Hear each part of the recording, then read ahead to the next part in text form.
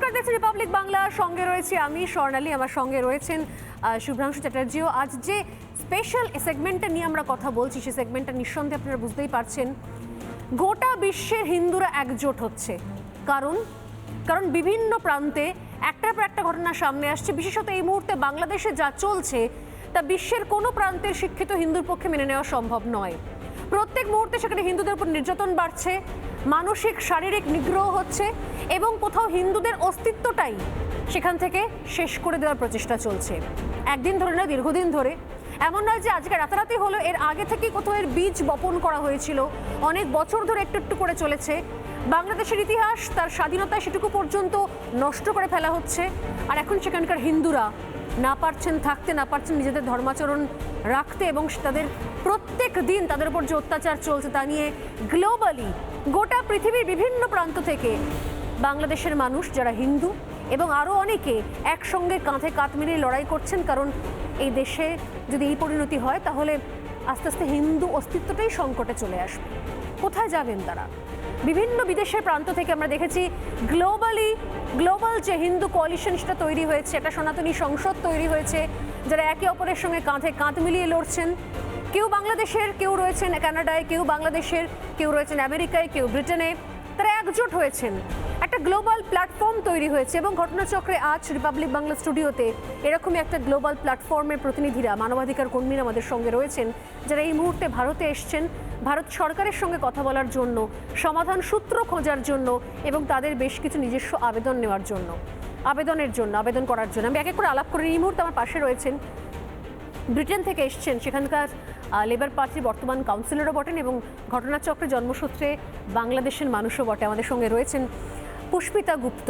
আমাদের সঙ্গে রয়েছেন কানাডা থেকে আসা অরুণ দত্ত। তিনিও দীর্ঘদিন ধরে লড়াই করছেন বিদেশের মাটিতে থেকেই নিজের দেশ বাংলাদেশ, তার অস্তিত্ব রাখার জন্য, তার ইতিহাস ঠিক রাখার জন্য, সেখানকার হিন্দুরা যাতে নিজেদের অধিকারটুকু রাখতে পারে তার জন্য তারা লড়াই করছেন। এবং রয়েছেন আমেরিকা থেকে শীতাংশু গুহ। দিনের পর দিন একসঙ্গে একজোট হয়ে, আমরা বলছিলাম শুভ্রাংশু যে পৃথিবীর সমস্ত বিশ্বের সমস্ত হিন্দুর মধ্যে একজোট হওয়ার সময় চলে এসছে। একটা স্লোগান, একটা প্ল্যাটফর্ম যেখানে সমস্ত হিন্দুরা একসঙ্গে কথা বলতে পারবেন। না হলে এইভাবে বাংলাদেশে যা চলছে হিন্দুদের অস্তিত্ব শেষ হতে চলেছে। আমরা সেদিকে একটা একটা করে ওনাদের আবেদন দাবি দেওয়াগুলো শুনে নিই। আমি আবারও পুষ্পিতা দিয়ে আপনাকে দিয়ে শুরু করব। আপনি শুরুতে বলছিলেন যে সিলেটে কি ভয়ঙ্কর পরিণতি হয়েছিল আপনার পরিবারের সঙ্গে। আপনার মা যে কারণে অসুস্থ হয়ে পড়েছিল এবং সারা জীবন আর সুস্থই হতে পারেননি সেই মানসিক যন্ত্রণা থেকে, নিগ্রহ থেকে। একবার সেই ঘটনাটা যদি বলেন, এবং তারপর বর্তমান পরিস্থিতিতে আবারও কোথাও সেই একই জিনিস পুনরাবৃত্তি চোখের সামনে যখন দেখছেন তখন কেমন লাগছে? অনেকেই জানেন ঘটনাটা আমার মায়ের সাথে হয়েছিল। সেটা আমার মা খুব অল্প বয়সে বিধবা হন, আমার বাবা ক্যান্সারে মারা যান এবং আমার মা খুব ধার্মিক হয়ে গেলেন এবং খুব সুন্দর করে পুজো দেওয়া আমার একটা প্যাশন হয়ে গেল। ঠাকুরের প্রতি বিশ্বাসটা মার প্রতিনিয়ত বাড়তে থাকলো এবং ঠাকুর ঘরটাই মার একটা আশ্রয়স্থল, যেটা দেখলেই যে কোনো মানুষের মনে হবে যে এখানে ঠাকুর বসে আছেন।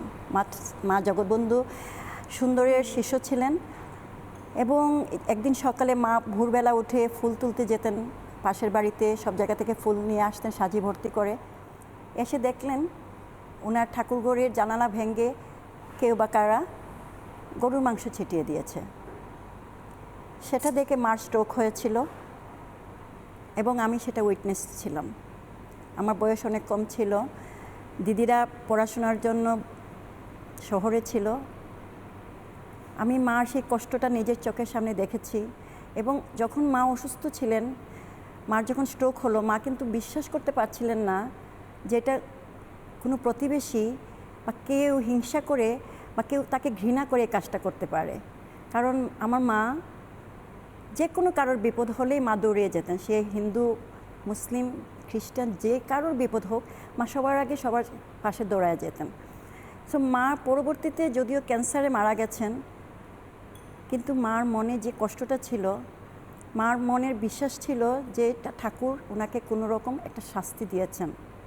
এবং কেন সেই শাস্তি, মার সেই কষ্টটা ছিল যে ঠাকুর কেন আমাকে, বিশ্বাসে ভয়ঙ্কর আঘাত, মানুষের আবেগ, বিশ্বাস, এবং সেই ঘটনাগুলো কিন্তু আজও ঘটছে। আমি জানি যে আপনি এর আগেও বলেছেন বারবার করে এইটার পুরো নেপথ্যে ছিল এখন যারা বড় বড় কথা বলছেন বাংলাদেশে, যারা ক্ষমতাতেও নেই, অন্তর্বর্তী সরকারেও নেই, কিন্তু যারা পাশ থেকে মনে করছে যে তারাই ক্ষমতা পাবে ইলেকশন হলে, অর্থাৎ বিএনপি, সেই সময় তো তাদের ভূমিকা ছিল। এবং আপনি সরাসরি কিন্তু কোনো রকমের রাগঢাক না করে তাদেরকে কাঠগড়ায় তোলেন। অবশ্যই আমি এই সাথে বলি, তখন আমার মা বিধবা ছিলেন, আমাদের গ্রামের বাড়ির চাল ডালের উপরে আমাদের ভরসা ছিল। তো চাল ডাল আসতো, আমরা সেটা বিক্রি করা হতো, গুড় আসতো, তেল আসতো। কিন্তু একদিন ঘুম থেকে উঠে শোনা গেল আমাদের বাড়িটা দখল হয়ে গেছে। কেন দখল হয়েছে, কে করেছে? প্রতিবেশী করেছেন, এবং সেটা বিএনপির আমলে হয়েছে। এবং আমার মার স্ট্রোকের জন্য বিএনপি দায়ী। সেজন্য যদিও আমার মা ক্যান্সারে পরবর্তীতে মারা যান। আপনার কথা বলতে বলতে আপনার তো মানে চোখের জল চলে আসছে। আমি যেটা বুঝতে পারছি, বাংলাদেশে আপনি যে প্রতিবেশীদের কথা বলছেন, যাদের সঙ্গে মানে একসাথে ছিলেন, একসাথে কেবলমাত্র ধর্মের কারণে অত্যাচার করেছে এবং ধর্ম বিশ্বাসে আঘাত দেওয়ার জন্য বিভিন্ন রকম কাজ করেছে। এই ঘটনা আপনি যেটা বলছেন, কতদিন আগের ঘটনা বলছেন?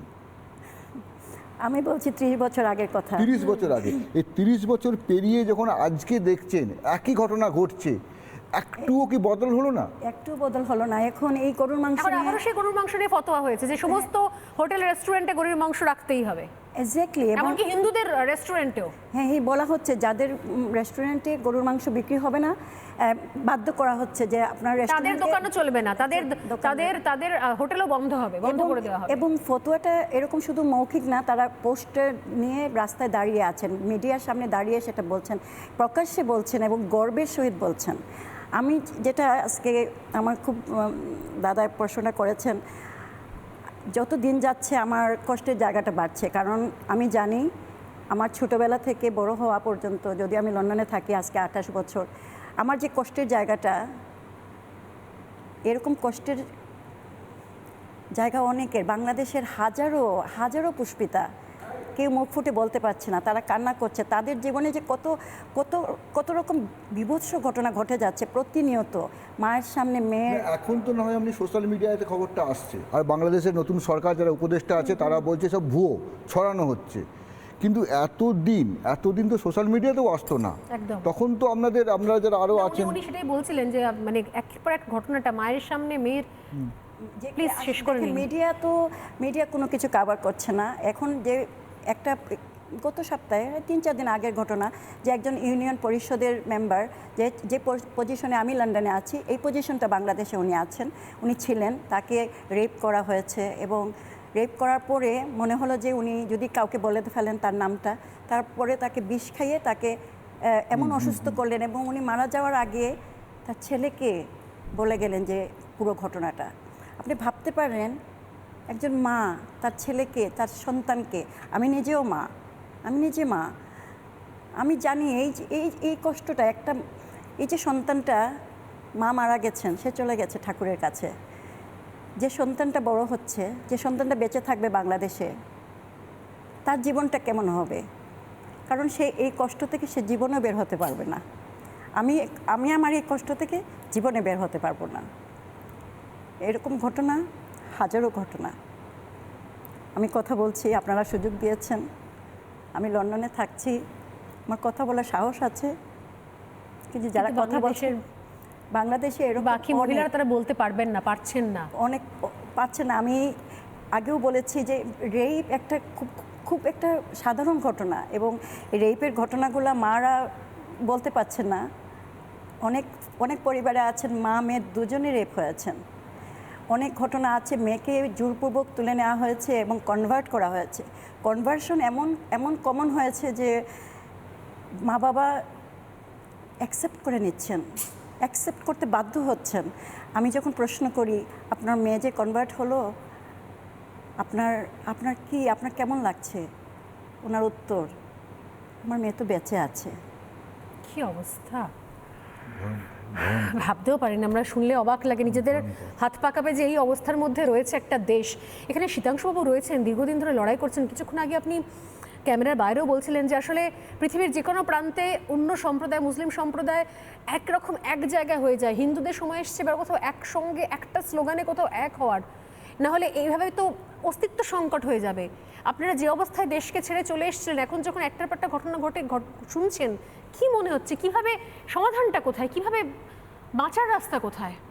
সিলেবাস চেঞ্জ হয়ে যাচ্ছে, পড়াশুনো হচ্ছে না, একের পর এক ফতোয়া জারি হচ্ছে, থাকতে দেওয়া হচ্ছে না, প্রত্যেক ক্ষেত্রে নিষেধাজ্ঞা, কোথায় যাবেন মানে তারা? বাংলাদেশ পুরোটা হিংসার দেশ হয়ে গেল এটা।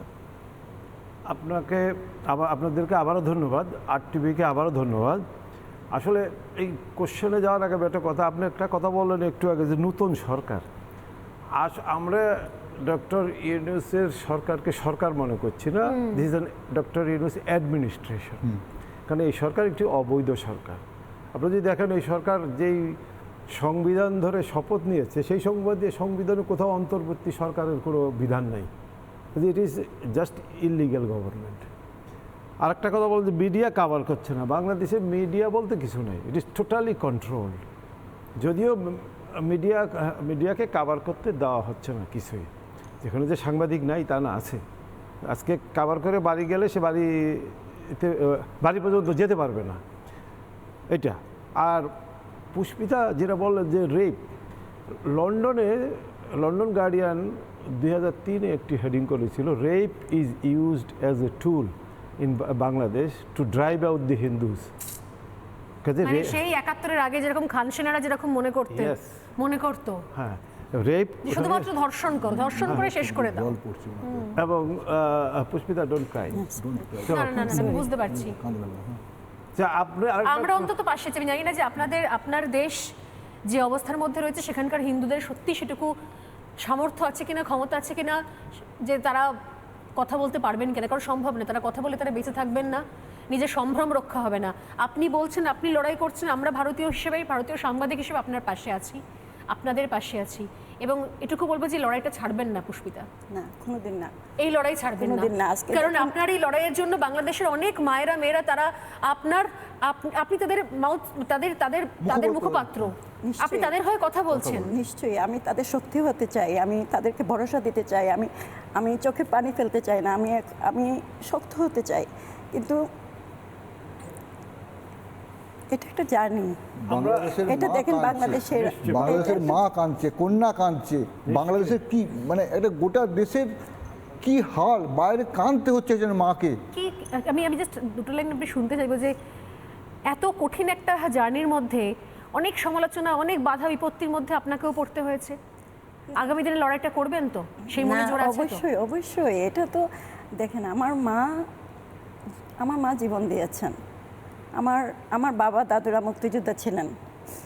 আমার মা চাইলে বাংলাদেশ ছেড়ে ভারতে আসতে পারতেন তার সন্তানদেরকে নিয়ে, কিন্তু মা আমাকে দেশপ্রেম শিখিয়েছেন। এবং যখন আমি লন্ডনে যাই, মা আমাকে বলেছিলেন, আমার কাকু ছিলেন জন্ম থেকে যার পা ছিল না, কিন্তু কাকু একজন রাজনীতিবিদ ছিলেন এবং কত হাজারো মানুষের পাশে উনি ছিলেন, সেটা বাংলাদেশের মানুষের অনেকেই জানেন। আমার কাকুর নাম পান্নালাল সোম।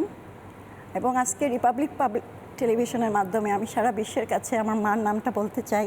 প্লিজ বলুন। আমার মা জ্যোতিকা সোম।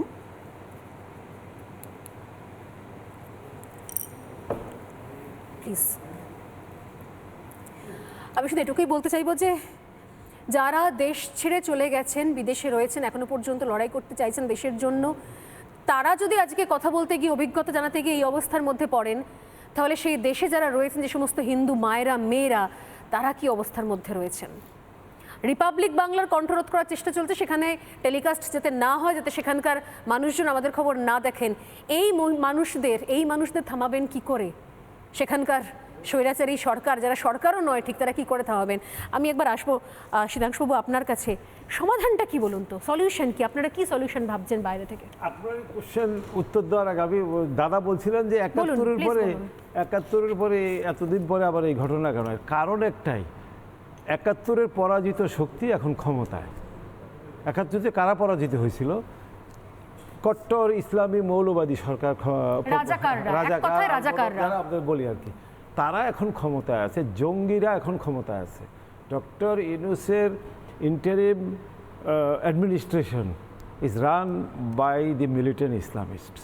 কাজী দেশের পরিস্থিতি ইয়েস, পুষ্পিতা কাঁদছে, পুষ্পিতার মতো হাজারো মা, দেশের মা কন্যা সন্তান যদি কাঁদে, বাংলাদেশে কাঁদছে। হ্যাঁ, অত্যাচার দেশটার আছে কি যার যে দেশের মা কাঁদে, কন্যা কাঁদে, সে দেশের সম্ভ্রম কোথায়?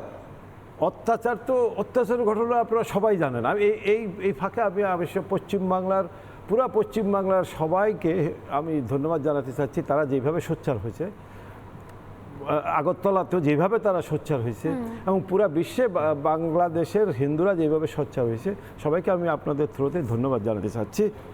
সমাধান কি? Very very big question. কারণ আমরা ৭৮ বছর ধরে অত্যাচার, নোয়াখালী রায়ট 1946 নোয়াখালী রায়টের পর থেকে আমরা অত্যাচারিত হচ্ছে, কখনো কম কখনো বেশি। যে দলই আসুক, হ্যাঁ, যে দলই থাকুক, কখনো হিন্দুরা মার খাবে, হিন্দুরা কাটা যাবে। ইয়েস, ইলেকশনে আওয়ামী লীগ জিতলে হিন্দুদের দোষ, ইলেকশনে বিএনপি হারলে আওয়ামী লীগ দোষ, কোনো ঘটনা ঘটলে হিন্দুদের দোষ। যা কিছু কলকাতায় যদি একটা কোনো ঘটনা ঘটে, যেমন ট্রাম্প জিতলো, হিন্দুদের দোষ, হিন্দুরা অত্যাচারিত। That is the situation. যে কোনো মানে বাংলাদেশ জুড়ে হিন্দু নিধন যজ্ঞ চলছে। হিন্দুকে কমাতে হবে, হিন্দুকে তাড়াতে হবে। বাংলাদেশকে হিন্দু শূন্য করার জন্যই এত কিছু।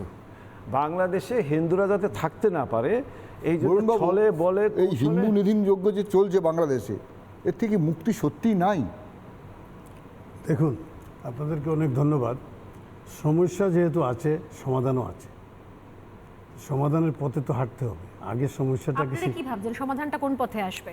সমাধান, যে কারণে আপনারাও দেশ ছেড়ে এক দেশে গেছেন কর্মসূত্রে, সেখান থেকে এখন ভারতে এসেছেন, কি ভাবছেন কি উপায় সমাধান সূত্র বেরোতে পারে? সমাধান যতক্ষণ পর্যন্ত তারা স্বীকার না করবে, তো সমাধানের তো প্রশ্ন আসে না। তাদেরকে তো আগে স্বীকার করতে হবে যে অত্যাচার হচ্ছে। এই কথাটা তারা গত ৭৭ বছর যাবৎ স্বীকার করে নাই কেউ। তারাই তো সরকার চালিয়েছে। 47 থেকে 71 পর্যন্ত ছিল পাকিস্তান, 71 থেকে এখন পর্যন্ত বাঙালিরাই ছিল, ঠিক বাঙালিরাই ছিল শাসক। তারা কোনো দিন কোনো প্রতিকারের ব্যবস্থা করেনি। এই যে পুষ্পিতা যেটা বলে গেল, 2001 ইলেকশনে সুশীতাঙ্ক যেটা বললো যে তারা ইলেকশনে যে পার্টি জিতুক, লুজিং পার্টি এসে মারবে, যে পার্টি হারবে সেই পার্টিও মারবে সবসময়। মানে হিন্দুরা কি বলবো, যেতেও মারে, যেতেও কাটবে, আসতেও কাটবে। এটা সবসময় হচ্ছে। আমরা কোনো প্রতিকার পাচ্ছি না। ইন্টারন্যাশনাল লেভেলেও বিভিন্ন সময় যাওয়া হয়েছে। যেমন কিছুদিন আগে এরা এই দুইজন ইউনাইটেড নেশনস মানবাধিকার ফোরামে গিয়ে বক্তব্য রেখে আসছেন। সবাই শুনছে, কিন্তু কেউ কোনো অ্যাকশনে যাচ্ছে না। তা আমরা মনে করি আমাদের প্রতিবেশী দেশ ইন্ডিয়া 1971-এ যেভাবে আমাদেরকে স্বাধীনতা এনে দিয়েছিলেন, যেটা পুষ্পিতাও একটু আগে বলেছে যে ইন্ডিয়ার সাহায্য ছাড়া বাংলাদেশ স্বাধীনতা আসতো না। এইবারও যেন আমরা কথা শুনবো, কিন্তু এখন আমাদের যা হয় একটা ব্রেক নিতেই হবে।